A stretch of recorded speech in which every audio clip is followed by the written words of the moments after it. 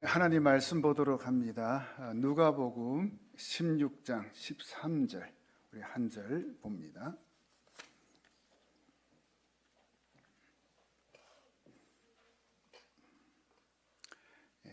누가복음 16장 13절 우리 또 여기 자막에 나와 있으니까 우리 같이 한 목소리로 읽도록 하겠습니다. 시작. 집 하인이 두 주인을 섬길 수 없나니 혹 이를 미워하고 혹 저를 사랑하거나 혹 이를 중히 여기고 저를 경히 여길 것임이니라. 너희는 하나님과 재물을 겸하여 섬길 수 없느니라. 아멘. 오늘 이 시간은 부유하게 되는 길 두 번째 이제 말씀 전하시겠습니다. 여러분 오전에도 정말 귀한 말씀 진짜 제가 이제 이 집회도 우리 교회도 여러 번 했고 또 저도 여러 군데 또 집회도 하고 하지만은 정말 우리에게 정말 이 시대적 상황 속에서 필요한 말씀이 아닌가라는 생각을 또 해봤습니다. 그래서 오늘 이 오후 시간에는 또 우리 강사 목사님 통해서 정말 그런 또 체험하신 것, 하나님 만나 체험하신 것 그런 것들을 또 말씀을 전하실 적에 정말 여러분들이 마음의 문을 활짝 열고 잘 받아들이고 흡수하셔서 여러분의 인생에 여러분 가정에도 이 놀라운 일이 동일하신 하나님의 그 역사가 일어나길 바랍니다. 우리 옆에 분하고 한번 인사합시다. 정말 잘 오셨습니다. 아멘이십니까? 이 말씀 통해 정말 은혜 받았으면 좋겠어요. 자, 우리 목사님 나오실 적에 우리 큰 박수로 한번 환영합시다. 자, 강사 목사님 나오시겠습니다.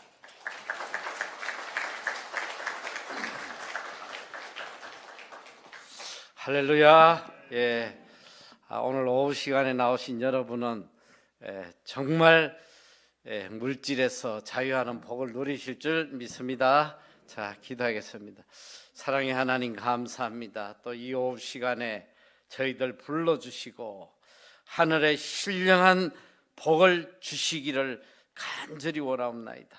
아버지 하나님, 이 시간에도 친히 말씀하시고 깨닫게 하시고 하나님이 주시는 복을 마음껏 누리는 우리 모두 되게 하여 주시옵소서.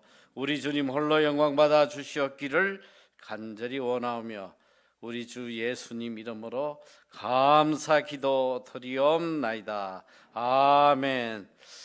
아멘. 여러분, 이 물질의 문제는 정말 아마 우리 삶을 지배하는 그런 문제가 아닌가 생각이 들어요. 어느 학자가 그런 이야기를 했다고 그러는데 우리의 생각의 90%가 이 물질 문제라고 그럽니다. 그러다 보니까 우리의 마음이 온종일 물질에 빼앗겨 있어요.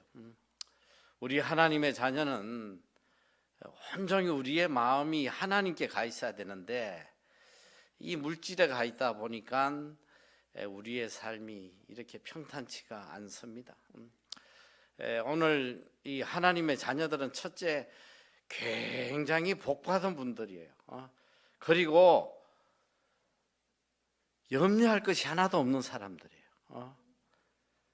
하나님을 우리가 진정 아버지로 믿기만 하면 여러분 세상에 재벌을 아버지로 둔 자녀들이 물질 걱정하겠어요? 우리 천지를 지으신 하나님이 우리 아버지신데 우리가 왜 물질 때문에 고통당하고 살아야 되냐 말이죠. 그것은 신앙이 아니에요. 오늘 여러분들이 정말 끝없이 들려주시는 이 성경의 하나님의 말씀을 제대로만 깨닫고 그 말씀을 전적 믿고 순종하고 살아가면요, 이 세상이 얼마나 복된 삶이 되겠어요. 여러분, 가끔 우리가 그런 이야기 하잖아요. 세상이 암만 힘들고 고통스러워도 우리가 하늘나라가 있기 때문에 그 모든 거 다 참고 살아야 된다. 저는 그렇게 생각하지 않아요. 참 신앙인의 삶이라는 것은 이 땅에서 천국을 누리고 사는 거예요. 천국의 기쁨과 행복을 이 땅에서 누리는 것입니다. 그리고 또 하나님께서 우리의 삶이 이 땅에 천국이 되도록 해주시기를 원하세요. 예. 그래서 오늘 우리가 제일 안타까운 게 뭐냐면 하나님에 대한 절대적 믿음이 없어요. 그것이 문제예요.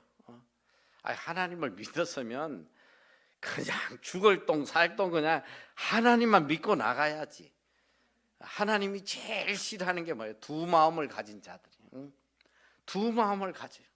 하나님을 믿노라 하면서도 또 계속 인간적인 생각을 하고 사람 의지하고 또 세상 바라보고 사니까 우리의 이 마음에 평안이 없어요. 자, 그래서 오늘 우리 성지교회 교인 여러분들은 정말 일편단심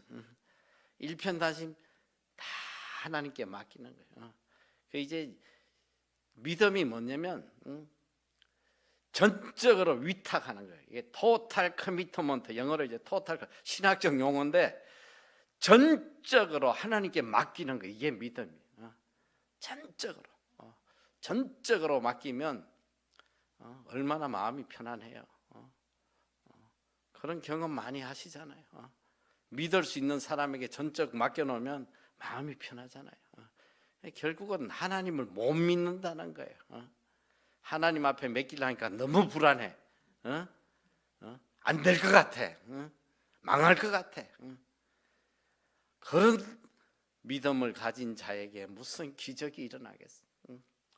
그리고 하나님은 나에게 항상 최고의 것을 주신다는 믿음. 어떤 환경이 나에게 와도 하나님은 나에게 최고의 환경을 주신다. 이 환경 속에 분명히 하나님의 복이 있을 것이라는 그런 믿음을 살면요. 원래 이 하나님의 자녀들은 환경을 초월해서 사는 사람이에요. 세상 사람들은 환경을 따라가요. 그리고 환경에 자기를 맞춰가요.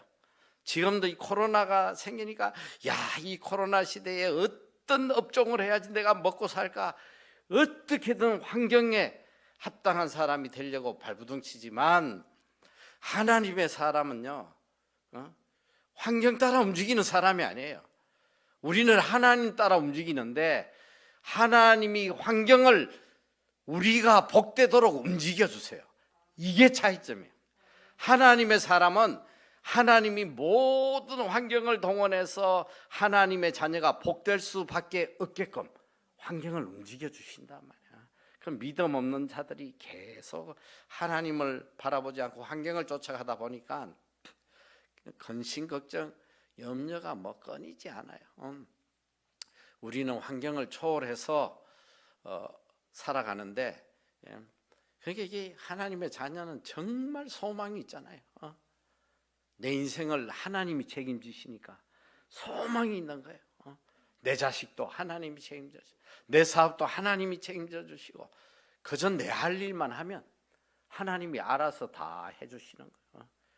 그의 나라와 그의 의를 위해서 항상 하나님의 뜻을 이루려고 살다 보면 나머지 것은 하나님께서 알아서 다 환경을 움직여 주시고 사람을 움직여 주시고 복될 수밖에 없게끔.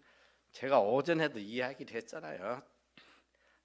그 허허벌판 땅에 하나님이 사람을 보내서 그 땅을 사게 하시잖아요. 이게 하나님이 하시는 일이에요.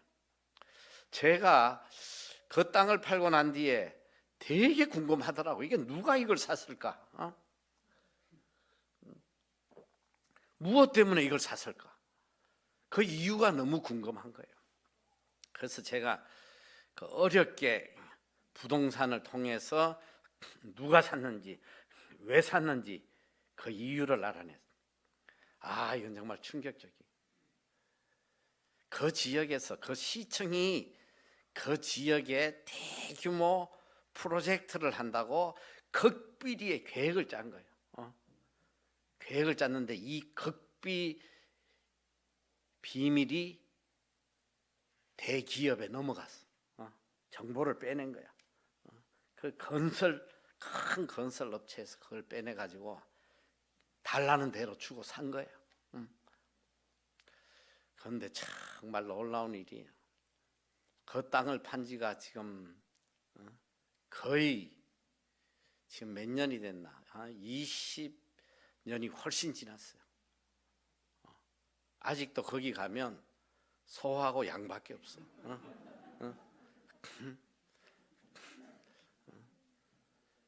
이게 하나님이 하시는 일이에요. 우리 빌딩이 3년 동안 텅텅 비어가지고 다 죽은 도시라고 그랬어요. 저희 아내도 왜 이 죽은 도시에 빌딩을 사냐, 망하려고 저보고 환장했나 그래.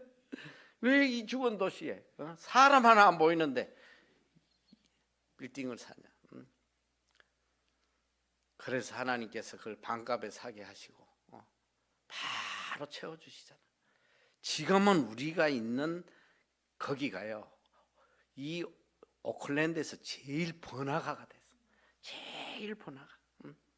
하나님이 환경도 움직이시고 사람도 움직이시고 하나님의 자녀들이 복될 수밖에 없게끔 다 움직여 주시는 거예요. 그런데 우리는 어리석게도 우리에게 모든 것을 후히 주시는 하나님을 따라가지 아니하고 환경 따라다니고 누가 나에게 도움을 줄까 해서 사람 도움 구하고 다니고, 하나님이 제일 싫어하시는 거예요. 두 마음을 가진 자를 제일 싫어하시는 거예요. 저는 저에게 역사하셨던 하나님의 이 엄청난 기적이 여러분들에게도 동일하게 일어나요. 동일하게 일어납니다. 그 믿음만 가지면. 그래서 하나님의 자녀는 염려할 게 없어요. 걱정할 게 없어. 내가 능력이 없어도, 가진 것이 없어도, 배운 게 없어도 하나도 걱정할 게 없단 말이에요. 하나님 마음에 들면 다 끝나버린 거예요. 하나님만 감동시키면 다 끝나버리는 거예요. 여러분, 요셉이 잘 알잖아요. 17세에 노예로 팔려가가지고 30세까지 그 인생의 황금 시절을 그냥 노예로, 감옥의 죄인으로 그런 비참한 삶을 살았으나 그가 어떤 환경에서도 세상과 타협하지 아니하고 하나님을 절대적으로 신뢰하고 갈 때에 어떤 역사가 일어나요? 30세에 대애굽 제국의 총리가 되잖아요. 이게 하나님의 방법이에요. 인간의 머리로는 상상할 수 없다는 거예요. 무슨, 제가 참 어느 목회자가 청년들 세미나를 하면서 요셉에 대해서 이렇게 강의를 하는 걸 보고 제가 충격을 받았어요. 요셉이가 왜 국무총리가 된지를 아냐? 준비했기 때문에 그렇다는 거예요. 준비했기 때문에. 그러면서 이렇게 이야기를 하더라고요. 요셉이가 감옥에 갇혔는데 그게 왕궁의 감옥이기 때문에 그 감옥에 온 사람들은 전부 다 엘리트가 왔다는 거예요. 그 장관들 뭐 이런 게 뭐 좀 해먹다가 들어와 가지고 그 머리 좋은 사람들한테 애굽의 문화도 배우고 애굽의 모든 정치, 사회 문화 다 배워서 준비가 돼서 서였다는 거예요. 이런 막말을 하는 인간들이 있단 말이에요. 여러분, 요셉에게 항상 따라다니는 말씀이 있어요. 여호와께서 그와 함께 하셨더라. 여호와가 요셉과 함께 하셨더라는 거예요. 왜 함께 하셨냐? 요셉이가 절대적으로 하나님을 신뢰하고 살았기 때문에. 여러분이 절대적으로 하나님을 신뢰하면 하나님이 여러분과 함께 하셨더라. 하나님이 함께 하시는데 능치 못할 일이 어디 있어요? 저희 뉴질랜드 빌딩에 가면 우리 빌딩 현관에 탁 들어가면서 제일 먼저 붙은 글귀가 있어요. 성경 구절이 있어요. 이게 눈길이 가는 곳마다 다 붙어 있어요. 학교에 가면 학교에 붙어 있고, 또 우리 아이들 장학관에 가면 장학관에 붙어 있고, 우리 집에 가면 우리 집에 붙어 있고, 그 영어 글귀가 있는데 성경 구절인데 그게 뭐냐면 With God nothing is impossible. 이 한국말로 하면 하나님이 함께 하시면 능치 못함이 없다는 거예요. 하나님이 하시는데 못할 일이 어디 있어요? 하나님이 함께 하시면 여러분, 이런 절대적 믿음을 가져야 돼요. 환경이 중요하지 않아요. 이 코로나 이런 거 하나도 중요하지 않아요. 그래서 시편 91편 14절 이하에 보면 하나님이 가라사대 저가 나를 사랑한즉 내가 저를 건지리라. 저가 내 이름을 안적 내가 저를 높이리라. 저희 환난 날에 내가 저와 함께하며 그를 건지고 영화롭게 하리라. 환난이 안 온다는 게 아니에요. 우리에게 환난이 왔을 때에 하나님이 이 환난에서 건져 주실 뿐 아니라 오히려 환난을 통해서 우리를 영화롭게 하시는 분이에요. 이분이 하나님이세요. 지금 코로나라는 엄청난 환난이 와 있잖아요. 이 환난을 통해서 우리를 영화롭게 해주시는 분이 하나님이시라는. 그러니까 우리는 환경 바라볼 게 하나도 없어. 세상이 다 뒤집어지고 요동치고 다 죽는다고 성쳐도 우리는 두려워할 일이 하나도 없다. 왜? 여호와는 나의 피난처시요 힘이시니 환난 중에 만날 큰 도움이시다. 환난 중에 우리를 영화롭게 하실 분이에요. 그래서 오늘 특별히 이제 제가 여러분에게 이 물질을 어떻게 사용해야 되는지, 물질에 대해서 우리가 어떤 신앙관을 가지고 있어야 되는지를 말씀을 통해서 조목조목 알려드릴 텐데 그대로 믿어야 돼요. 그대로 믿고 순종하면 기적이 일어납니다. 기적이 일어나요. 자, 그래서 그런데 이 물질의 문제는요, 이 창조 이래 지금까지 우리 인생에게 가장 큰 문제예요. 예수님 당시에도 보니까 오늘 본문에 누가복음 16장 13절에 보면 집 하인이 두 주인을 섬길 수 없나니 혹 이를 미워하고 저를 사랑하거나 혹 이를 중히 여기고 저를 겸히 여길 것임이니라. 너희는 하나님과 재물을 겸하여 섬길 수 없다. 이게 뭔 말이냐? 하나님과 재물을 겸하여 섬기면 망한다는 거예요. 망하는 길이에요. 저는 이 말씀을 이렇게 보면서 하나님도 섬기고 재물도 섬기고 이 두 주인을 섬기는 건데 지금 오늘날 교인들의 모습을 보면 이 말씀이 안 맞는 것 같아요. 저는 이렇게 바꾸면 좋겠어요. 하나님보다 돈을 섬기는 자는 망하리라. 이렇게 신앙생활하는 우리 성도들을 가만히 보면 많은 사람들이 돈 때문에 하나님을 섬기는 사람들이 많아요. 어떻게든 이 세상에 좀 부자 돼 보려고 내 힘으로 내 능력으로 안 되니까 어떻게든 하나님에게 좀 도움을 받아서 복을 받아서 나도 한번 좀 세상에 부자 돼 보겠다. 이런 거짓된 신앙을 가지고 오니까 맨날 기도한다는 게 주시옵소서. 맨날 주시옵소서. 물질을 주시옵소서. 막 그냥 기도하다 안 되니까 그냥 금식하고 때를 쓰면서 내놓으라고 말이지. 여러분, 하나님보다 물질이 우선되면요, 절대로 하나님 물질 안 주세요. 그걸 누가 주겠어? 주면 망하는 길인데. 오늘 우리가 물질을 다스릴 줄 알아야 돼요. 물질을 못 다스리면 절대 하나님 안 주셔. 이 물질과 우리의 관계는 쉽게 이야기하면 여기 부산 앞바다와 배와 같은 관계예요. 저는 물이 이게 있어야지만 배가 다닐 거 아니에요. 너무 소중하잖아요. 물 없으면 배는 아무짝에 쓸모가 없어요. 이 물질이 바로 그런 거예요. 물질이 없이는 우리가 아무 일을 못해.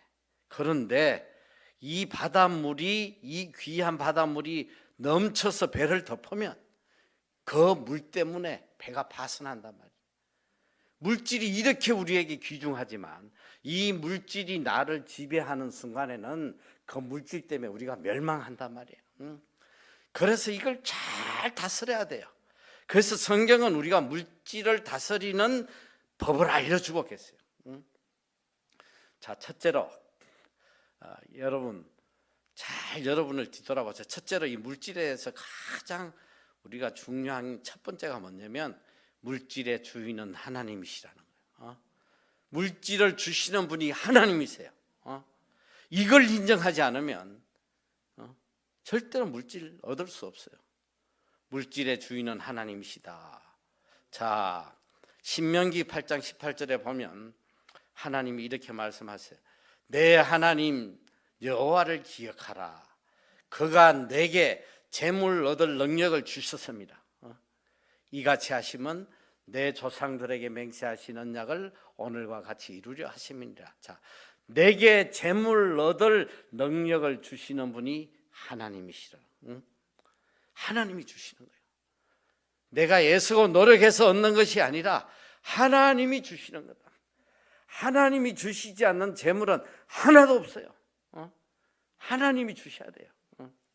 자, 또 역대상 29장 12절에 보면 부와 귀가 주께로 말미암고 또 주는 만물의 주제가 되사 손에 권세와 능력이 있사오니 모든 사람을 크게 하심과 강하게 하심이 주의 손에 있나이다. 여러분, 부귀와 존귀함이 다 하나님으로부터 온다는 거예요. 하나님이 높여주지 않는 인생이 높여질 인생이 하나도 없고 하나님이 주시지 않는 부요함을 가질 자가 아무도 없다는 거예요. 철저하게 우리 그리스도인을 하나님의 자녀를 성경은 청지기라고 그러잖아요. 청지기. 여러분 청지기적 의식을 가지고 살지 않으면 여러분 절대로 하나님이 여러분에게 맡기시지 않아요. 청지기가 뭐예요? 청지기는 주인이 아니에요. 주인이 맡겨주신 걸 관리하는 사람이에요. 자, 너 이거 해라. 그 청지기에게 엄청난 권한을 줘요.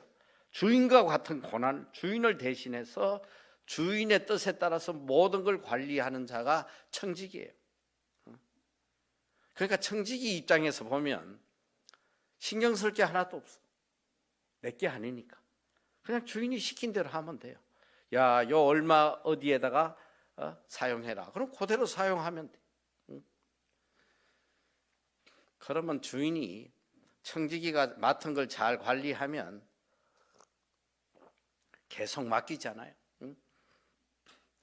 그런데 오늘 이 청지기의 의식을 가진 하나님의 자녀가 극히 드물다는 거예요. 이게 우리가 하나님의 은혜를 입지 못하는 원인이에요. 하나님이 맡겨주신 물질, 시간, 건강, 자식, 사업, 이 모든 게 다 하나님의 것임을 인정을 해야 돼요.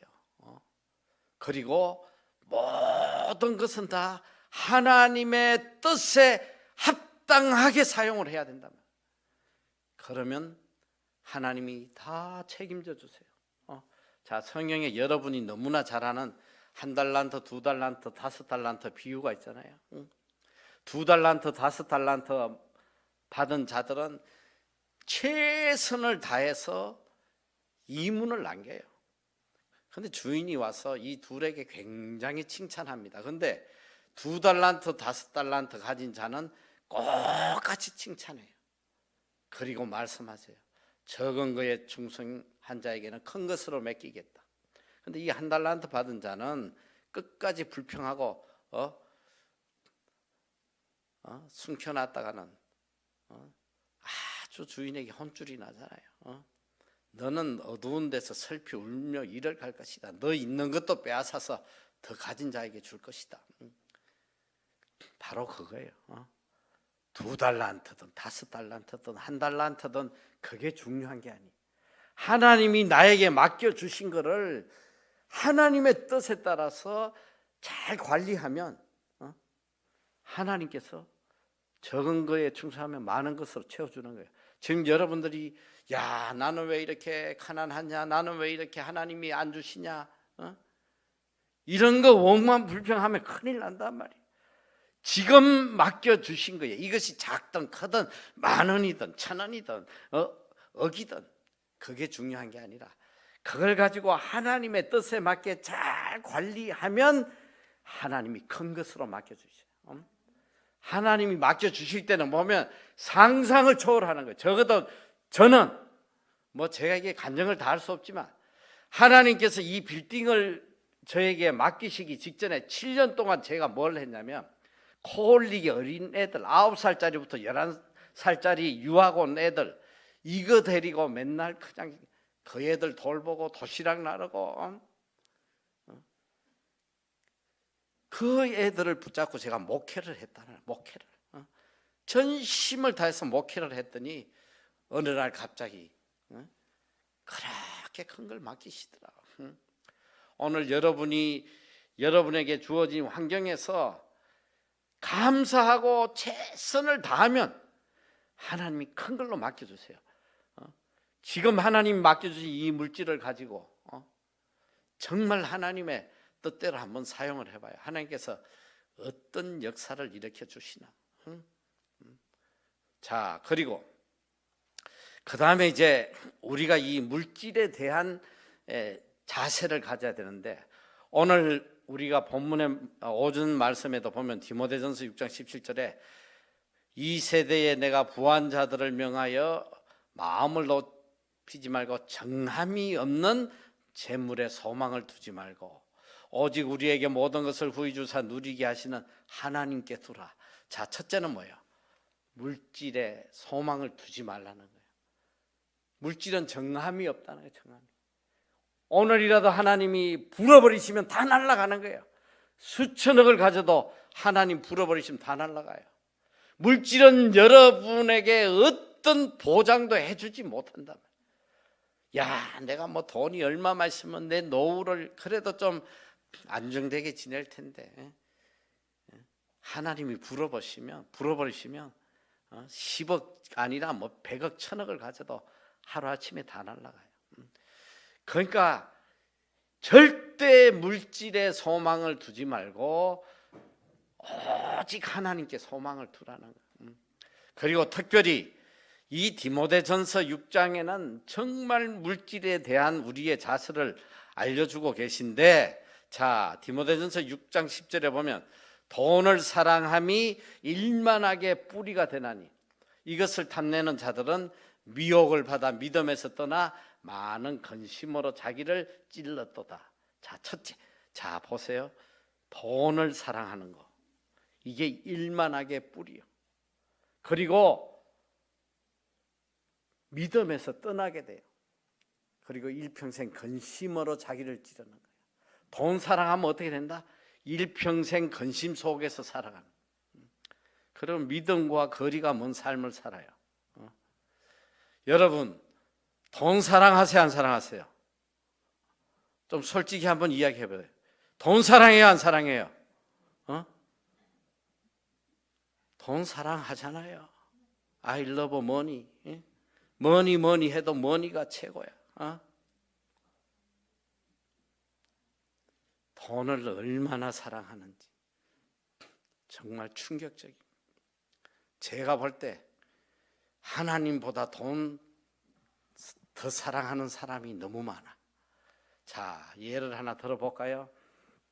주일날 누가 야 오늘 와서 내 일 좀 도와주면 내가 1억 줄게. 오늘 하루만 좀 도와줘, 내가 1억 줄게. 안 갈 분들 손 내려보세요. 참, 그래, 이 교회는 참 순교할 믿음을 가진 분들이야. 저는 애당초 알았어. 왜 그러냐면 오늘 내가 찬양 시간에 보니까 이야, 이 교회는 정말 초대교회구나. 찬양을 부르는데 50년 전에 걸 다 부르고 있더라고. 제 어릴 때 절교 부르던 찬양을 부르는데 얼마나 은혜스러운지. 세상이 다 변해도 이 교회는 아직 안 변하는구나. 여러분 우리가 좀 솔직히 한번 하나님 앞에서 내 자신을 한번 들여다봐요. 내가 정말 돈보다 하나님보다 돈을 안 사랑하는지, 정말 돈보다 하나님을 더 사랑하는지. 1억 줄게. 오늘 하루만 나 좀 도와줘. 1억은 그냥 돈 100만 원만 줘도 그냥 주일 예배 안 오는 사람이 절비할 거예요. 요게 한계란 말이에요. 요게 한계. 요 한계점을 넘지 못하기 때문에 하나님의 기적이 일어나지 않아요. 요 한계를 넘지 못하기 때문에.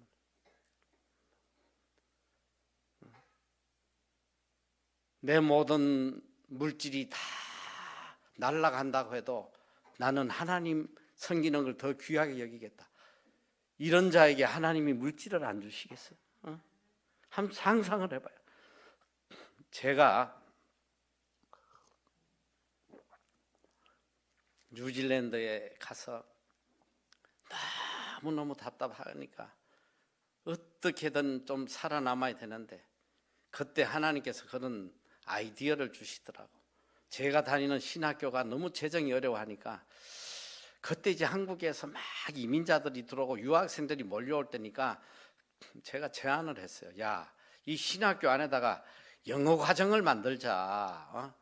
그럼 내가 한국에서 아이들 모집해 올 테니까 너희들 신학교에 엄청난 도움이 될 거다. 그리고 또 저도 살 길이고 해서 이제 그 교단하고 이야기를 해가지고 어떻게 그 영어 과정을 하게 됐어요. 그래서 제가 이제 무작정 한국을 나가서 이제 학생을 모집하는데 정말 기적 같은 일이 일어나서 하나님께서 CBS 기독교 방송국 안에 제 사무실을 만들어 주시더라고요. 이건 뭐 있을 수 없는 거예요. 몇 억을 줘도 못 들어가요.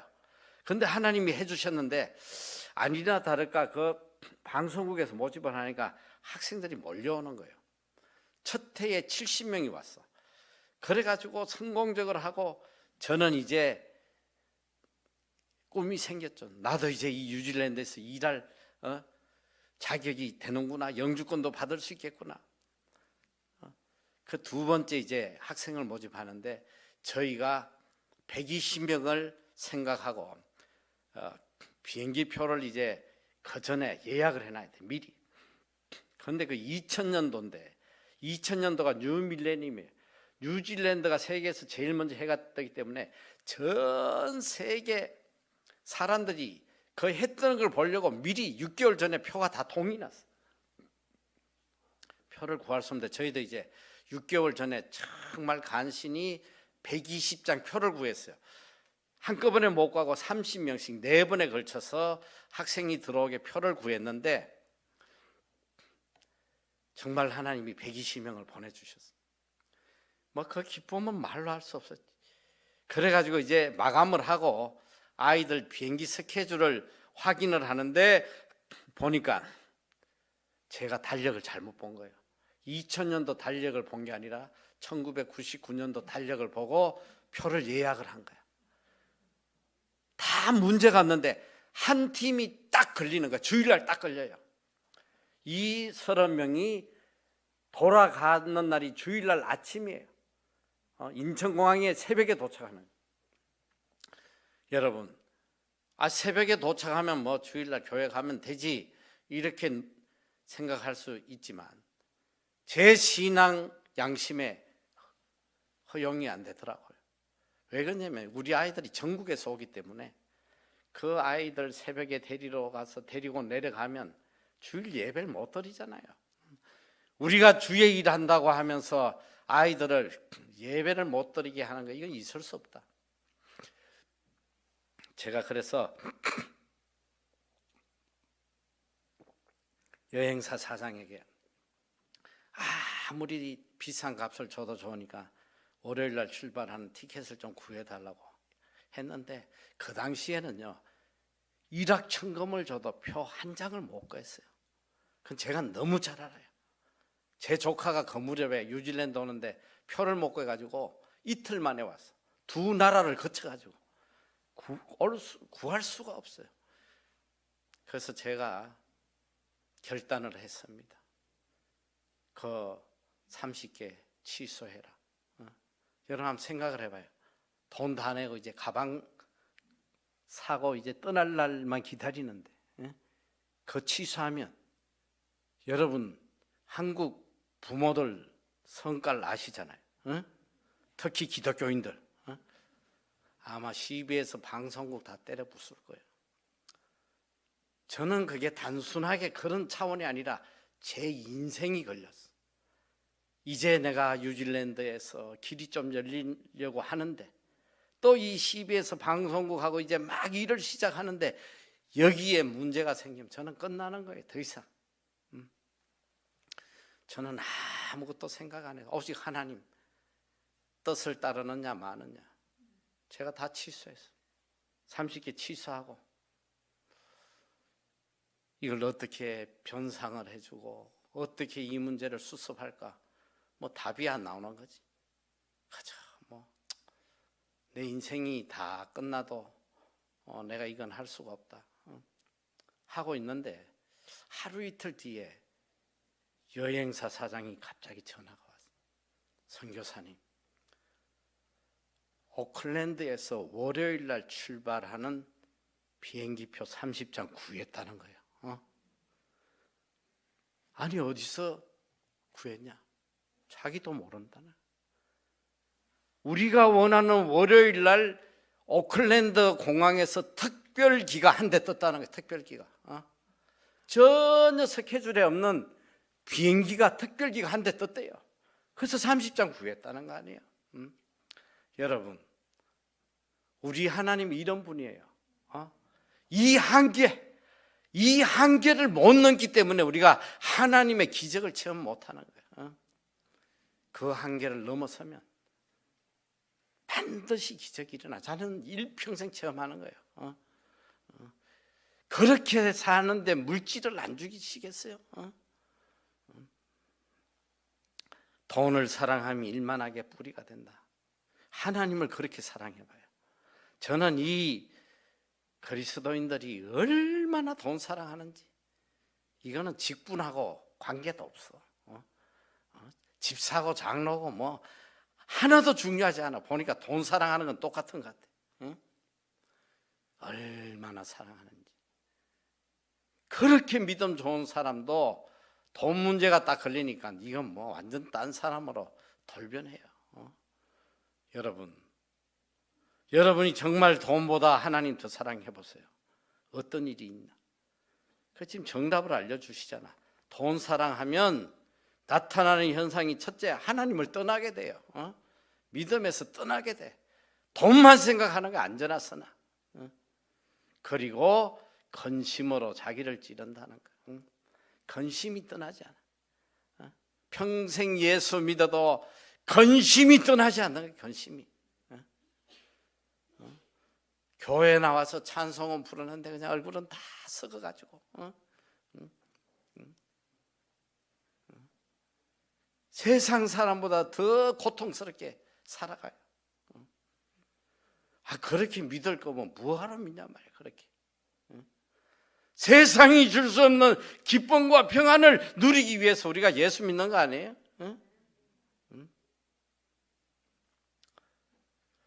자, 그리고 또 이제 6장 6절에 보면 이 우리가 물질에 대해서 어떻게 살아야 되냐면 항상 자족하는 마음이 있어야 돼. 자, 그러나 자족하는 마음이 있으면 경건은 큰 이익이 되느니라. 우리가 세상에 아무것도 가지고 온 것이 없으면 또한 아무것도 가지고 가지 못하리니 우리가 먹을 것과 입을 것이 있었는즉 족한 줄로 알 것이다. 우리의 경건의 첫 번째 조건이 뭐냐면 자족하는 마음이에요. 하나님이 주신 환경에 대해서 투덜대지 말아요. 하나님 왜 나는 이렇게 가난을 주십니까? 또 이 젊은 아이들 나는 왜 이렇게 가난한 집에 태어나게 했냐?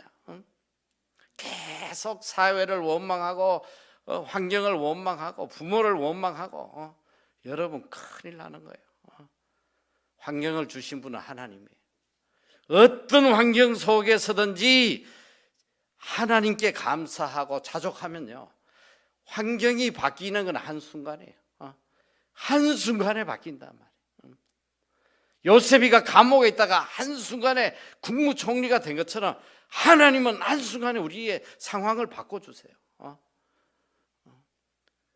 그러니까 환경에 투덜대지 말고 하나님이 물질을 주시든 안 주시든 가난을 주시든 안 주시든 어떤 환경에서도 항상 이 자족한다는 것은 감사하는 삶이에요.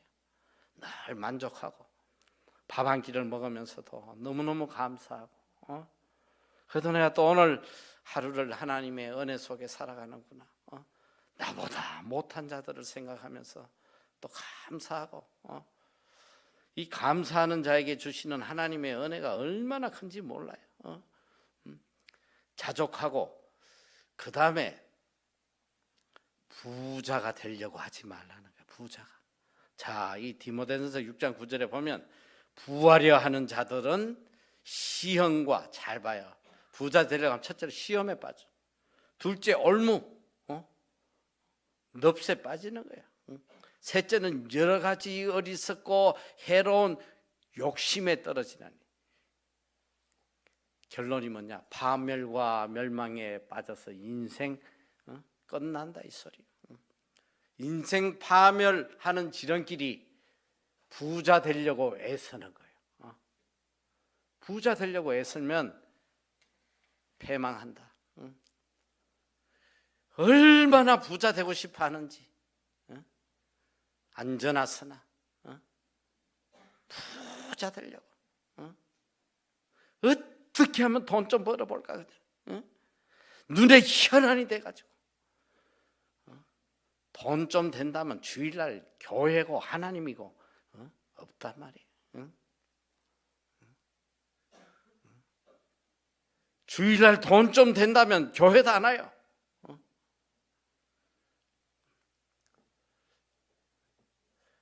부자 되려는 마음 버려요. 이것은 자기를 멸망케 하는 거예요. 자기를 멸망케 하는 거예요. 절대로 부자 되려고 하지 마라. 항상 오늘 주신 환경에 만족하고 얼마를 주시든 그걸 가지고 하나님이 기뻐하시는 대로 쓰려고 발부둥쳐야 돼. 오늘 본문 말씀처럼 디모데전서 6장 18절 19절 보면 선을 행하고, 하나님 주신 물질을 가지고 뭘 해야 된다? 선을 행하고 선한 사업을 많이 하고 나누어 주기를 좋아하며 너그러운 자가 되게 하라. 이것이 장래에 자기를 위하여 좋은 터를 쌓아서 참된 생명을 취하는 것이다. 여러분, 복된 미래를 보장해 주는 것이 뭐냐면 좋은 미래, 좋은 장래, 이게 선한 일 하는 거예요. 선한 일 하면 하나님이 우리 자손 대대로 복된 자가 되도록 해주시는 거예요. 구제해야 돼. 그리고 이 성경에는 참 저는 이 말씀을 믿기 때문에 항상 마음에 기쁨이 있어요. 이 하나님의 공의의 법칙. 자, 고린도후서 9장 10절에 보면 심는 자에게 씨와 먹을 양식을 주시는 이가 너희 심을 것을 주사 풍성하게 하시고 너의 의의 열매를 더하게 하신다. 심으면 어떻게 하냐? 심으면 없어지는 게 아니라 더 풍성하게 되고, 그리고 의의 열매를 맺게 하신다는 거예요. 그 하나님의 공의의 법칙이 뭐냐면 심은 대로 거두는 법칙이에요. 이건 정말 너무 놀랍지 않아요?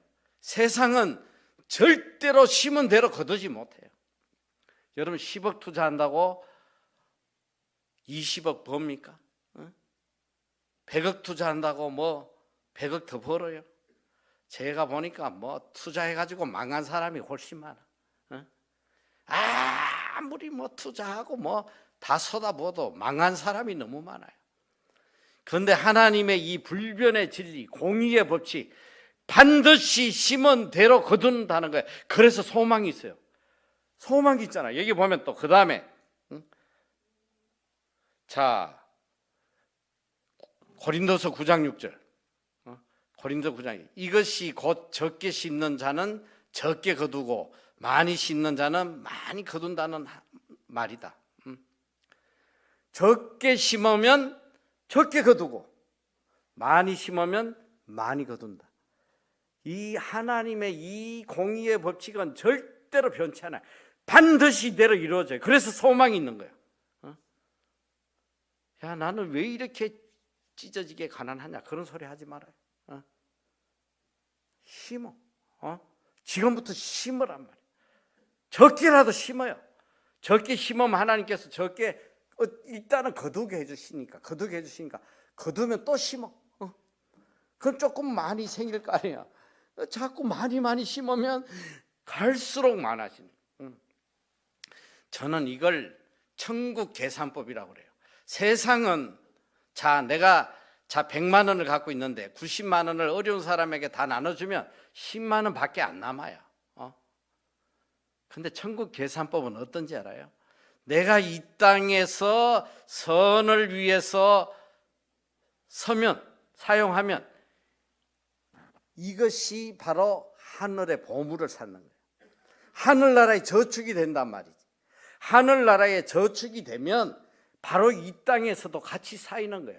그런데 하늘의 저축이 될 때에 이 땅에 쌓이는 거는 연리 10%, 20% 이런 차원이 아니야.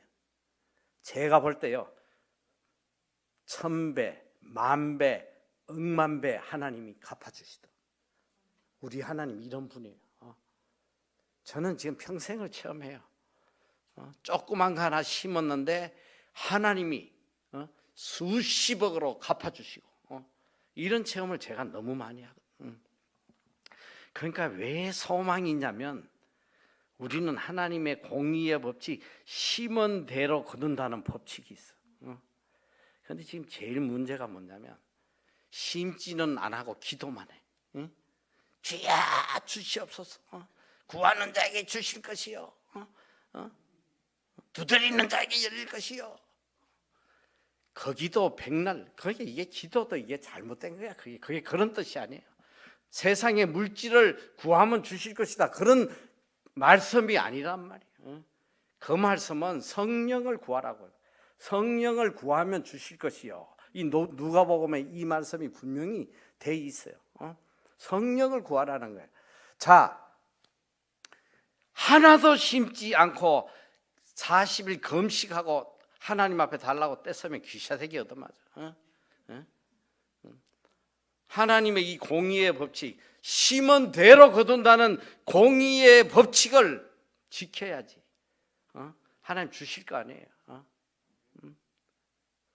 저는 평생을 체험하는 말씀. 제가 그래서 우리 요새 이 코로나로 얼마나 어려워요. 전 세계가 어려워. 저는 이 코로나 이후로 구제 선교하는데 쏟아부어요. 그냥 이 심어야지 더 거둘 거 아니야. 쏟아붓고 있다고. 그런데 하나님이 다 갚아주시오. 제가 이 작년인가 재작년인가 어쨌든 코로나 중에 뭐 저희도 많은 어려움을 겪었어. 일단은 학교가 폐쇄되고 국경이 폐쇄되니까 학교를 할 수가 없고 많은 돈이 지출되고 또 그 다음에 이 빌딩들을 갖고 뭐 쇼핑몰 이런 데서 장사 안 된다고 영업을 못하게 하니까 나라에서 렌트비 낼 돈 없다고 렌트비도 안 내고 그런 어려운 중에 저희는 더 많은 곳에 구제하고 쏟아부었어. 그러니까 그 코로나 와중에 또 한 번 하나님이 기적을 보여주시더라고요. 제가 뭐 시간이 없어 다 이야기 못하는데 무려 30억을 그냥 어떤 사건을 통해서 30억 가까이를 부어주시더라고요. 많고 구제하라고. 항상 그래요. 그래서 제가 오늘 아침에 잠깐 뭐 빌딩 하나 이야기했지만 지금까지 하나님께서 어떤 큰 기적을 보여주시기 전에 반드시 심었던 사건이 있다는 거. 반드시 심었어요. 그걸 하나님이 그렇게 몇백 배, 몇천 배로 갚아주시더라고요. 반드시 심었어. 우리가 이 11층짜리 하나님 빌딩 주시기 직전에 어떤 사건이 있었냐면, 제가 이 뉴질랜드 교회에서 이 아시안 담당하는 사역자로 잠깐 일할 때에 인도에서 어느 날 한 목사님이 와서 주일날 설교를 하는 거예요. 그 설교 내용이 뭐냐면 도와달라는 거예요. 지금 우리 인도의 기독교가 불이 붙어서 자기 교회에 1년에 새신자가 4만 명이래. 4만 명인데 이게 땅덩어리가 넓으니까 전도하러 갈래도 갈 수가 없다는 거예요. 그래서 우리가 제일 지금 필요로 한 게 전도용 SUV, 전도용 찝차 23대가 필요하다는 거예요. 제발 좀 도와달라고. 제가 그 설교를 듣는데 저도 뭐 그때 가진 게 아무것도 없을 텐데 너무 마음이 아픈 거예요. 아이고, 저분이 비행기 값 날렸네. 여기 누가 찝차 한 대라도 사줄 사람이 있다고 여기까지 오셨나? 왜 그러냐면 제가 있던 그 교회가 굉장히 큰 교회인데 이게 경매로 넘어갔어요. 교회가 뭐 어려운 일을 당해가지고 간신히 그 경매에 넘어간 걸 지금 막았는데 거기에 돈 보내줄 사람이 한 명도 없어요. 너무 마음이 아파가지고 제가 그때 기도를 해서 하나님 저라도 좀 보내게 해주세요. 제가 10대 보내겠습니다. 10대 좀 보내게 해주세요. 제가 서원을 해버렸어요. 그리고 그때 이제 제가 학교 일을 좀 하면서 이 학생들이 올 때에 목돈이 조금씩 생기면 이 한 대씩 계속 사보내서 10대를 다 사보냈어. 다 사보내고 난 뒤에 이런 엄청난 하나님의 역사가 있어요. 저는 이런 것들을 일평생 체험을 해요. 하나님은 공짜가 없으시더라고. 공짜가 없어요. 제가 결혼을 중학교 대학교 2학년 때 했는데 뭐 대학교 2학년 때 했다니까 뭐 일찍 한 건 아니고 뭐 재수하고 삼수하고 막 늙어가지고 뭐 어쨌든 27에 갔는데 뭐 돈이 하나도 없으니까 참 우리 처가에 좀 도움을 받아가지고 이 길가에 있는 이 공동 화장실을 쓰는 조그만 가게 방을 얻어가지고 살았어요. 그렇게 시작을 했는데 그것도 여의치 않아서 나중에는 우리 그 처가의 할머니가 그 일본식 집을 갖고 다다미 방에 창고가 있었는데 나중에 우리 가족이 거기서 잠깐 머무를 때에 우리 교회가 건축을 하는 거예요. 잠실에. 그래서 다 건축 헌금을 하는데 저희도 안 할 수가 없잖아요. 하나님 성전을 짓는다는데 그래서 50만 원을 그때 작정을 했어요. 그때 제가 한전 신입 사원 때인데 제 월급이 28만 원이었어요. 그러니까 큰 돈이었어요. 2달치 월급을 작정을 했는데 작정 일자가 다가오는데 돈이 하나도 없는 거예요. 그래서 저희 아내하고 의논을 해서 우리 집에 있는 건부치를 다 정리하자. 그래서 저희가 결혼할 때 이 건반지 2돈씩을 했어. 그리고 우리 아이 돌반지 받아놓은 거를 다 합쳐서 검은방에 가서 팔았더니 딱 50만 원이 되더라고. 그래서 그걸 팔아가지고 우리가 교회 건축 헌금을 했는데 저는 사실 뭐 결혼 반지 뭐 이걸 귀하다 아깝다 그런 생각이 전혀 안 들었어. 첫째 왜 그러냐면 저는 반지를 끼니까 불편해요. 그래가지고 끼지도 않았어. 그걸 집에다 놔두니까 이게 불안한 거예요. 이거 누가 도둑해 갈지 모르고. 그래서 저는 너무 기쁜 거예요. 이걸 갖고 건축하니까 얼마나 좋은가 했더니 하나님이 그걸 얼마나 기쁘게 받으셨는지 제가 결혼하고 딱 3년 만에 서울 시내 중심에 한양대학 있는 바로 옆에 28평짜리 새 아파트를 주시더라고요. 저는 이런 체험을 뉴질랜드에서도 동일하게 체험했는데 제가 이제 IMF부터 학교 신학교 돕겠다고 학교 일을 해서 시작하자마자 딱 6개월 만에 IMF가 터졌어요.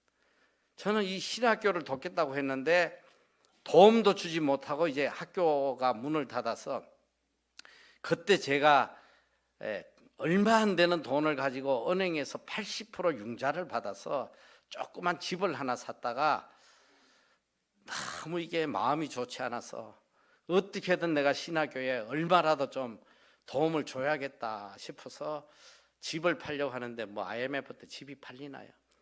그래서 하나님 앞에 계속 좀 팔아달라 기도를 하는데 정말 하나님 약속대로 3주 만에 집이 팔렸어.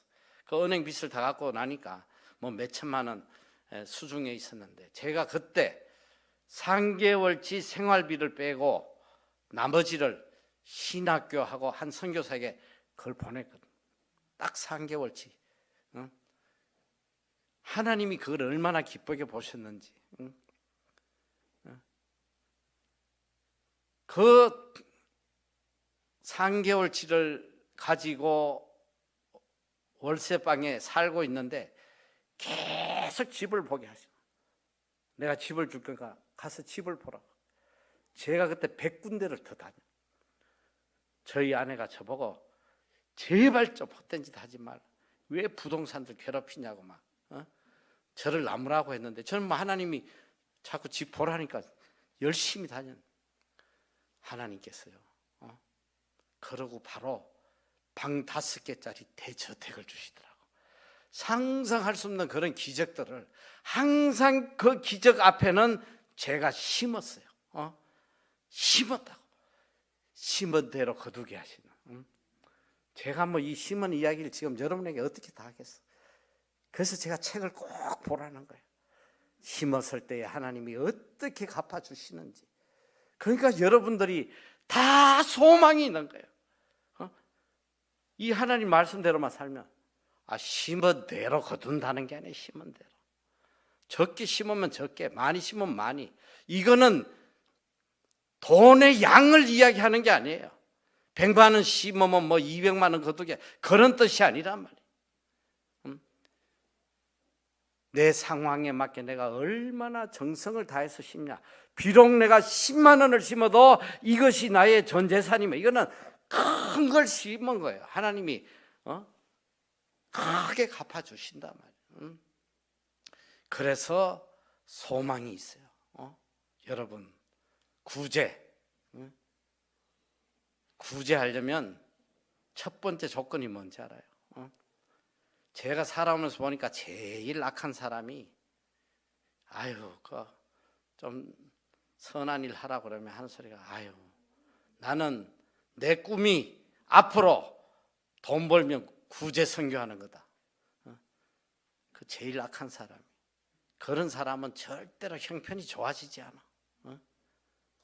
하나님이 원하시는 거는 지금이야, 지금 당장. 그래서 예수님 말씀하시잖아요.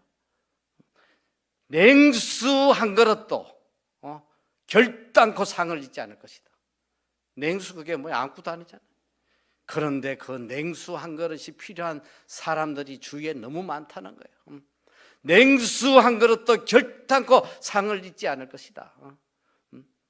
지금부터 심어야 돼요. 구제를 통해서 심어야 돼. 구제하려면 첫 번째 조건이 절제야, 절제. 내 먹을 거 다 먹고 뭐 내 쓸 거 다 쓰고 언제 구제해요? 형편되면 구제한다는 사람은 항상 부족해, 항상. 형편이 안 돼. 지금부터 애껴서 절제해야 돼. 커피 한 잔만 안 먹어도 5,000원이에요. 그 5,000원이 눈물을 닦아줄 수 있다. 어려운 사람의 눈물을 닦아줄 수 있어요. 5,000원 하다 보면 하나님이 5만 원 하게 하시고, 5만 원 하게 되다 보면 500만 원. 저는 직장 다니면서 이 맹인 선교단체에 너무 하고 싶어가지고 그때 처음에 3만 원을, 정말 저한테 피 같은 돈이에요. 이 3만 원을 처음에 시작했는데 제 마음에 좀 많이 하고 싶은 간절함이 있었는데, 나중에는 그 선교 단체에 한 5억을 하게 하시더라고. 응? 하나님이 계속 이 금액을 높여 주시는 거야. 마음껏 착한 일 하고 살으라고. 심어야 돼요. 철저히 절제하고 조금만 절약해도 어려운 사람들 눈물 닦아 줄 수 있단 말이에요. 응? 뭐 우리 여기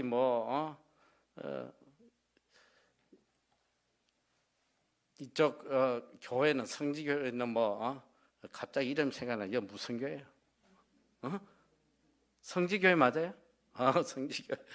자꾸 성서교회하고 내가 착각해서 그런 분들이 없지만 사실 제가 서울의 큰 교회 집회하면 굉장히 책망합니다. 그 교인들의 허례허식, 이 몇 년 전에는 말이지 이 똥가방 안 든 인간들이 없었어. 저는 이 똥가방 난 처음에 교회 전도 저기 단체 가방인 줄 알았어. 다 똑같은 걸 들고 왔다 갔다 하니까 제가 그 가방 가격 듣고 정말 충격받았어요. 처음에 내가 200만 원이라고 들어가지고 어느 교회 가서 막 책망을 했어. 어떻게 내 이웃이 굶어 죽어가는데 200만 원짜리 가방을 들고 돌아다니냐. 막 야단쳤더니 세상에 어떤 할주머니가, 이 할주머니가 뭐냐면 할머니하고 아주머니 중간인데 어떤 할주머니가 뒤에 앉아가지고 쭝을 대더래. 우리 아들이 옆에 앉았는데 아이고 저 목사님 무슨 세상 물정을 모르시네. 무슨 200만 원짜리 가방이 있다고 이랬다는 거야. 제가 너무 충격받아가지고 그 다음날 아침에 분당에 우리 그 AK 백화점에 똥가방 가게를 찾아가 봤어. 가가지고 200만 원짜리 가방 좀 보여달라고 했더니 그런 게 없다는 거예요. 그러면서 신상인데 한번 보실래요? 준데 700만 원에 700만 원. 전 너무 정말 충격받았어. 너도 나도 다 들고 다니는 거, 다 들고 다니는 거.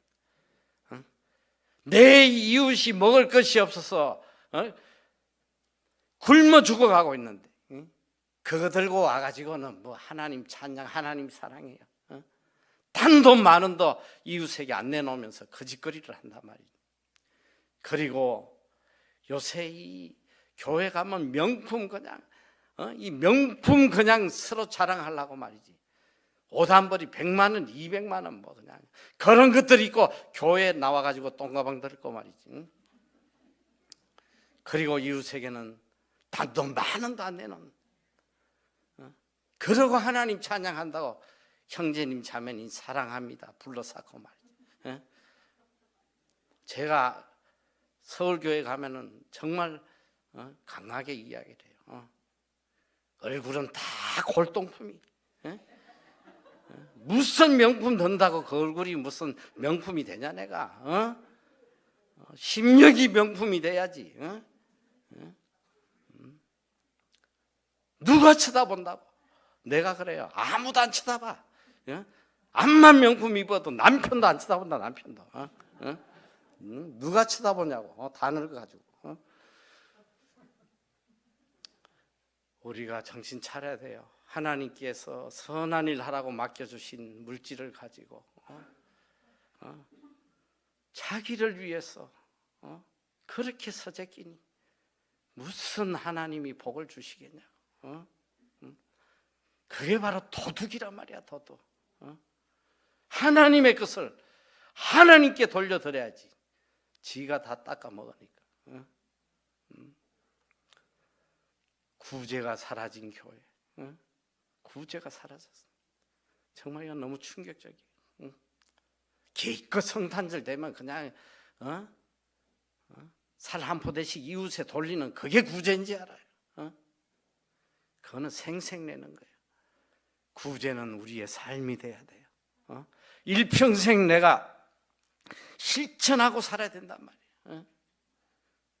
아끼고 절약하고. 나보다도 마게도냐 교인들이 그런 극한 가난 속에서 예루살렘 성도들을 위해서 아낌없이 내놓은 것처럼 하나님 그걸 원하세요. 그걸 보고 쏟아부어 주신단 말이에요. 은혜를. 그러고 여러분 정말 이 중요한 게 뭐냐면 오늘 우리 한국의 제일 큰 문제가 교육 문제예요. 교육 문제. 우리 부모들이 믿는 부모들이나 안 믿는 인간들이나 자식 교육하는 방법이 똑같아. 학원 보내서 어떻게든 인류대학 보내겠다고 막 먹을 거 안 먹고 그냥 학원에다 다 갖다 바쳐요. 정신 차려야 돼요. 여러분 인류대학 나온다고 그 자식이 복된 사람이 됩니까? 내 자식을 복되게 해줄 분은 하나님밖에 없어요. 시편 75편 6절에 보면 대저 높이는 일이 동에서나 서에서 말미암지 아니하고 오직 재판장이신 하나님이 이를 낮추고 저를 높이신다고 그랬어. 하나님이 높여주시는 거예요. 하나님이 복 주신단 말이에요. 다 인류대학 보내면 뭐 성공하는지 알고 말이지. 머리도 별로 안 좋은 애 낳아놓고 계속 인류대학 가라고 쥐어박으니까 그 애가 온전하겠냐고. 내가 공부 못했으면 기대하지 말아요. DNA라는 게 있는 거예요. 그저 어떻게든 니는 머리가 나쁘니까 하나님 떠나면 죽는다. 어떻게든 하나님 앞에 잘 보이고 살아야 돼. 네가 살 길은 그거밖에 없어. 철저하게 하나님 중심으로 어릴 때부터 선한 일 하게 가르치고 학원에 갖다 바칠 돈이 있으면 어려운 자들에게 구제하면 하나님이 그 자식을 얼마나 복되게 해주시겠어. 여러분 잘 알아야 돼요.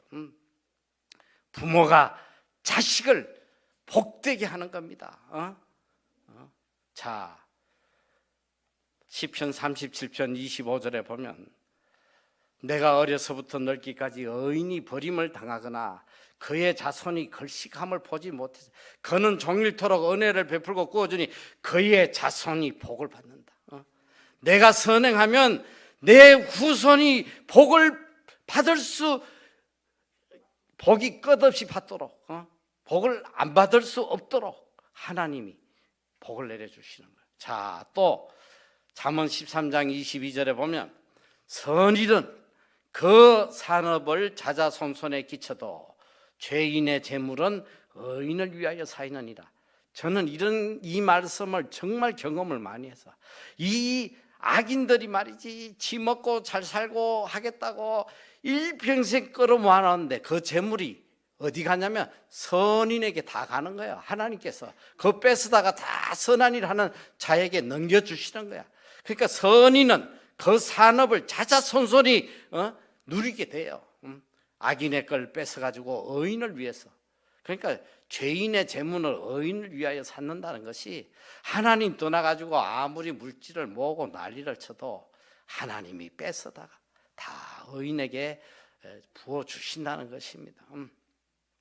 여러분이 참 이 부모로서 자식이 이 땅에서 복된 자가 되는지 안 되는지 여러분 책임이에요. 여러분이 어떻게 교육을 시키느냐 자식에게. 제가 짧게 저희 어머니에 대해서 간증을 하는데 저희는 7남매고 제가 이제 경주에서 자랐어요. 경주. 얼마나 찢어지게 가난했는지 뭐 이 단칸방에 9 식구가 살았으니까 맨날 그러니까 저는 이 국민학교 6학년 내내 배운 게 아무 기억이 없어요. 아무 기억이 없고 배고팠던 기억밖에 없어. 그래서 제가 맨날 학교에 어릴 때부터 제 기억으로 뭐 1학년 때부터 학교에 책부 던져놓고 맨날 뭘 했냐면 길거리 다니면서 철공소 이런 데를 찾아다니면서 세부치 줬어가지고 그 엿을 바꿔 먹은 거야. 하루 종일 거짓한 거야. 저는 제일 기쁜 소리가 엿 먹어라 이러면 제일 기뻐. 이거보다 기쁜 소리가 없어. 그 제가 얼마 전에 거의 그 생각이 번뜩 들더라고. 내가 한글을 어떻게 깨쳤지?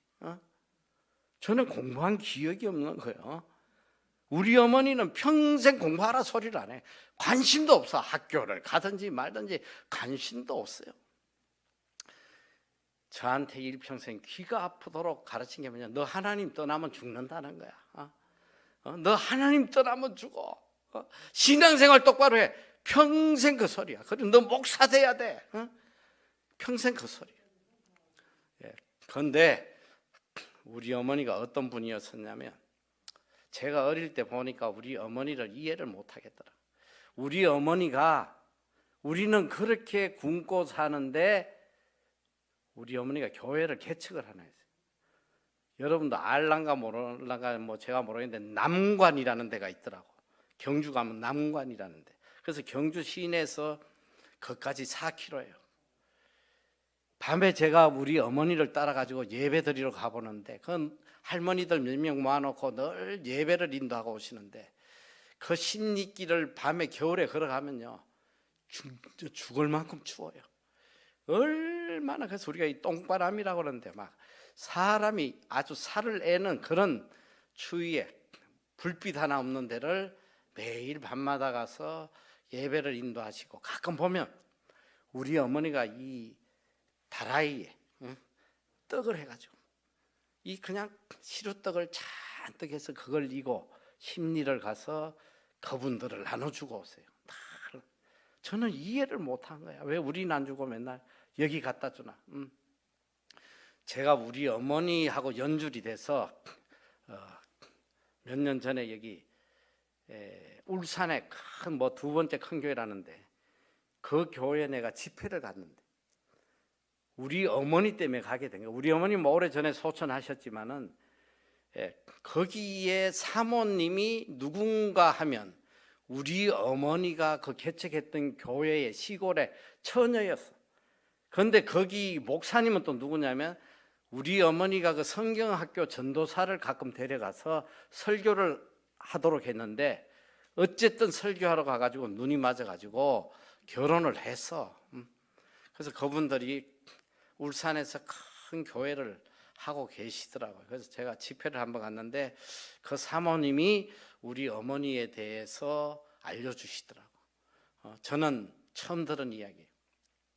우리 어머니가 이제 그 청년들을 맨날 그 복음을 전하고, 주일날은 그 경주 중앙교회라고 그 본교회로 항상 데리고 왔대요. 예배 드리게. 그리고 끝나고 이제 십리길을 돌아가야 되는데, 얼마나 청년들이 배가 고프겠어. 그래서 항상 점심을 먹여서 보냈다는 거예요. 점심을 막 준비하고 있는데 우리 형제들이 꾸역꾸역 놀다가 냄새 맡고 들어오면 우리 어머니가 호통을 쳤다는 거예요. 근처에도 못하게 나가라고 막 그냥. 그때 이제 그 사모님이 이렇게 봤더니, 아, 우리 먹이려고 이러는구나. 먹을 것이 없으니까. 그래서 자식도 안 먹이면서 그 청년들을 먹였다는 거예요. 여러분, 이 자손이 어떻게 복을 받냐면, 그 부모가 뿌린 대로 자식이 받는 거예요. 하나님이 천대까지 복을 주신다고 그랬잖아요. 오늘 여기 말씀이 있잖아요. 선인은 그 산업을 자자손손에게 끼쳐도 자자손손 그 후대에 하나님께서 계속 복을 내려주시는 거예요. 여러분, 내 자식이 어떻게 복된 자가 되겠어요? 인류대학 보낸다고 그 자식이 복된 자 되는 게 아니란 말이에요. 인류대학 나와서 부모하고 연수된 놈들 너무 많이 봐서 철저하게 하나님 중심, 하나님 두려워하고 어릴 때부터 선한 행위를 하도록, 선행하도록 철저하게 교육시켜봐요. 그 자손이 얼마나 복을 받나. 저희 어머니가 일평생 세상에 성공 출세 관심조차도 없어. 공부를 꼴찌를 하든 뭐 하든 관심도 없어. 그래서 저는 평생 꼴찌에 헤맸는데, 고등학교 때 갔더니 세상에 우열반 나누는데 열반에 가더라고. 뭐 배운 게 없으니까. 열반에 들어갔는데 그거 뭐 얼마나 자존심이 상해. 그래도 그때부터 이 야자라는 게 있어서 우리 때도 밤 10시까지 안 보내. 그냥 코피가 뚝뚝 책에 떨어지는데도 그 열반에 앉아가지고 무슨 공부를 하겠다는 거예요. 제가 이게 전형적인 문과예요. 여러분 잘 알아야 돼. 이 애들이 문과가 있고 이과가 있어. 그건 참 잘 구분한 것 같아. 이 문과 애들은요 이과 못해요. 문과 머리 가진 애고 자꾸 의사 되라 그러면 걔 돌아버려요. 저도 이 숫자가 나오면, 숫자나 부호가 나오면 어지러워서 못 견뎌요. 안 돼요. 죽어도 안 돼요. 그러니까 제가 전형적인 문과다 보니까 숫자 나오는 거, 부호 나오는 거 다 포기하니까, 자, 수학 포기했지, 생물 포기했지, 화학 포기했지, 지학 포기했지, 대학을 갈 수가 없는 거예요. 절대 뭐 대학을 못 가요. 그런데 또 이 문과라고 뭐 영어를 잘했냐? 또 영어는 또 꼴찌했어. 국어는 잘했냐? 국어 50문제 중에 4개 맞아가지고 우리 학교에 토업이 된 거 아니야? 쉬는 시간마다 선생들 오고 애들 오고 누가 4개 맞았냐? 제가 학교를 다닐 수가 없었어. 너무 고통스러워가지고 학교를 고2 때 고3 올라가자마자 때려치워버렸어. 내가 이렇게 해서 뭐하나, 이 헛성세월 보내고 검정고시라도 보는 게 나에겐 더 유리하다. 그러니까 우리 어머니하고 우리 부모님이 고등학교 졸업장만 있어도 되니까 제발 졸업하라는데 제가 끝까지 안 했어요. 나는 대학을 가야 된다. 그런데 어려운데 혼자서 독학을 하니까 이 검정고시 학원 다니면 6개월이면 다 붙어요. 저는 학원 다닐 돈도 없고 혼자 독학을 했는데 3년을 떨어져도 안 붙더라고. 3년을. 그때 3년 동안 제가 얼마나 마음고생을 했는지, 대인 기피증도 생기고 그 바싹 늙어버렸어. 그때 바싹 늙은 게 아직도 회복이 안 되고. 제가 어느 정도 늙었냐면 20대에 밖에 나가면 40대로 봐. 40대. 우리 형이 저보다 13살이 많은데요, 우리 형 친구들이 우리 집에 들어오면요 90도로 들어와요. 아유, 권 형님 집에 계셨냐. 제가 그래가지고 이 검정고시를 3년이 지나서 간신히 붙었는데, 그때만 해도 이게 예비고사가 있어가지고 이 성적으로 이제 대학을 가는데, 본고사가 있잖아. 본고사의 수학이기 때문에 저는 대학을 갈 수가 없었어요. 그때 참 감사하게도 제일 하바리 대학, 이 하류대학, 이 본고사가 없이 예비고사 점수로만 뽑는 야간 대학이 몇 군데 있어요. 직장인들 위해서. 그런데 그런 데를 쫓아다니고, 여러분도 아실 거예요. 국제대학 이런 게 있었어. 그런데 넣는 데마다 그것도 다 떨어지더라고. 저는 그때 이제 나이가 있어가지고 그걸 떨어지면 군대 가야 돼. 더 이상 기회가 없어. 어떻게든 대학을 들어가야 돼서 어느 마지막에 한 대학이 있어. 제가 그 대학 이름을 댈 수가 없어. 하도 하류대학이라 이 이야기하면 학교에서 고소할지 몰라. 지금은 많이 좋아졌다고 그래. 지금은. 그래가지고 그 대학이요, 천국이 제일 가까워. 산꼭대기에 있어. 그런데 그 대학이 원래 여자 대학이에요. 여자 야간 대학인데 그때 우리 때 남자를 뽑더라고요. 제가 그래서 거기는 붙지 않겠나 싶어서 아침 9시부터 5시 마감할 때까지 하루 종일 눈치 작전을 하는데 제 점수를 갖고 도저히 들어갈 수가 없는. 그때 서울에, 지금도 내가 기억해, 예비고사 점수가 최소 240점이 넘어야 서울을 갔어. 근데 제 점수가 224점이었어.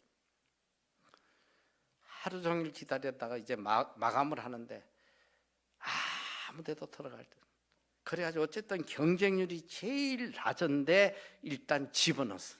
그게 무슨 과인지 알아요? 바느질 하는데. 뭐 지금은 뭐 이 어상학과에 뭐 남자들도 가고 하는데 그 당시는요, 이건 상상을 못 하는 거예요. 어떻게든 군대 좀 연계해 보려고 어상학과에는 며칠 뒤에 발표가 났는데 거기도 떨어졌더라고. 거기도 떨어졌어. 그래서 갈 바를 모르고 있는데 참 하나님의 은혜가 얼마나 귀한지 며칠 뒤에 학교에서 전화가 왔더라고. 어상학과에 한 명이 등록 안 했다고 오겠냐고. 얼마나 감사한지. 그래가지고 이제 밤마다 갔는데 별을 쳐다보면서 재봉틀에 앉아가지고 이 여자애들하고 바느질을 하는데 저는 재봉틀이 그렇게 어려운지 몰랐어요. 그냥 밟으면 되는 줄 알았어.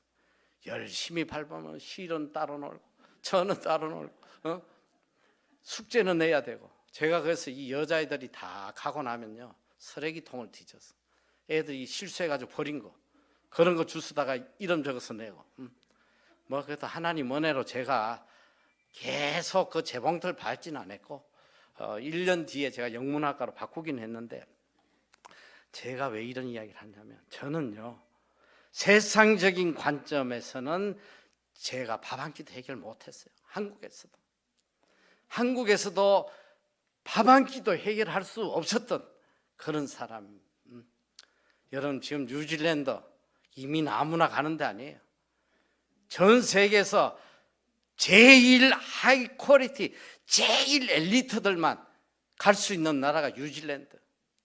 거기 가면 서울대 안 나오면 명함도 못 내밀어. 다 서울대 이대 뭐. 그 잘난 사람들이 그 나라에 와서 성공했냐? 반이 다 망해서 돌아간 거예요. 지금 반은 남아있는데 그 사람들 뭐 잘 먹고 잘 사냐? 밥 세끼 해결하려고 아침부터 투잡, 쓰리잡 해서 하루 종일 일하고 밤에는 빌딩 가서 청소하고 밥 세끼 해결하기 어려운 나라예요. 저는 애당초 뉴질랜드에서 살 자격도 안 되는 사람이에요. 그때 이민문을 열어가지고 대학만 나오면 다 영주권을 줄 때에 저도 좀 받아보려고 줄 섰더니 저는 안 주더라고. 왜 안 되냐 했더니 신청 자격을 안 줘요. 이게 무슨 대학교냐. 대학교로 인정을 안 해줘요. 그래서 저는 5년 동안 신청을 자격도 주어지지 않아. 그런데 5년 뒤에 이제 더 이상 체류할 수가 없을 때 하나님이 어떤 역사를 했냐면 이민법을 바뀌어버리더라고요. 이민법을. 대학 점수를 다 없애버리고 영어 시험 보라고. 아무도 붙지 못하는 거예요. 다 떨어질 때에 하나님이 저 말을 위해서 그 법을 바꾸신 거. 우리 하나님이 이런 분이에요. 환경을 바꿔주시는 거예요. 다. 뉴질랜드에 저는 그래요. 뭐 남들이 뭐 무슨 소리 할지 몰라도 저는 하나님 앞에 저만큼 한국 사람으로서 저만큼 높여준 사람이 없다고 저는 생각해요. 하나님께서 세상에 학벌도 능력도 아무것도 없지만 뉴질랜드에서 한국 사람들은 전부 다 어떻게 하면 수당 좀 많이 받을까 혈안이 돼 있지만 저는 뉴질랜드 사람들 수십 명 고용해서 먹이고 뉴질랜드 이 기독교 국가 선교사 세계 파송일이 제일 기독교 국가라고 자부하는 나라에서 세우지 못했던 선교센터를 하나님이 우리를 통해서 세우게 하셨잖아요. 그리고 무사람들에게 은혜 베풀고 살 수 있도록 하나님이 이런 분이에요. 이런 분이라고. 여러분 우리가 내 능력으로 내 힘으로 사는 게 아니에요. 오직 하나님의 은혜로 사는 거예요. 그러니까 능력이 없어도 가진 것이 없어도 학벌이 없어도 하나도 중요하지 않아도 정말 내가 전심으로 하나님 사랑하고 정말 하나님 뜻대로 살려고 하면 오늘이라도 하나님께서 내 상황을 바꿔주시는 거예요. 감옥에 있던 요셉을 하룻밤에 애굽의 대총리로 세워주시던 내 자식도 하나님이 복되게 해주시고 내 가정도 내 사업도 하나님이 복되게 해주신단 말이에요. 세상 사람의 방법대로 살지 말아요. 세상 사람들하고 경쟁해가면서 어떻게 하든 돈 벌어보려고 발부둥 치지 말란 말이에요. 오직 우리의 마음을 하나님 한 분에게 집중하고 하나님이 하라는 대로 청지기 의식을 가지고 하나님이 주신 물질 하나님 기뻐하시는 대로 다 사용해봐요. 하나님이 어떻게 역사하시는지. 하나님 살아계세요. 하나님 살아계신단 말이에요. 반드시 하나님은 반드시 심은 대로 거두게 하시는 분이에요. 여러분 이 성지교회도 제가 체험한 기적이 다 일어나요. 일어납니다. 여러분들에게 동일하게 일어납니다. 소망이 있어요. 세상일 염려 걱정하지 말고 하나님께 다 맡기고 오늘부터는 안전하서나 자나깨나 어떡하면 하나님 기쁘시게 할까, 하나님께 영광 돌릴까, 그러고 살면 자손 대대로 복을 받고 살아갈 수 있습니다. 이 믿음으로 복된 삶 살아가는 여러분 되시기를 축원합니다.